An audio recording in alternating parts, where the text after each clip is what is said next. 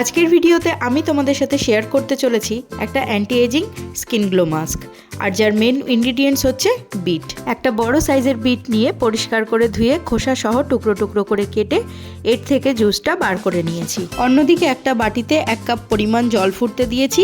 এবার ওই জলের মধ্যে 1 চামচ চালের গুঁড়ো ভালো করে মিশিয়ে ঠিক এই রকম ক্রিমের মতো ঘন করে নিতে হবে। কিছুক্ষণ রেখে দেওয়ার পরই চালের ওই মিশ্রণটা পুরোপুরি ঠান্ডা হয়ে যাবে।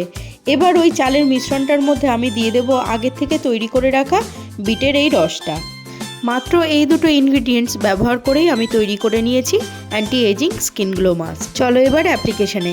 তার জন্য আগে থেকে পরিষ্কার করা মুখে এই ফেস প্যাকটা খুব ভালো করে অ্যাপ্লাই করে 15 মিনিট রেখে প্লেন জল দিয়ে ধুয়ে নেব।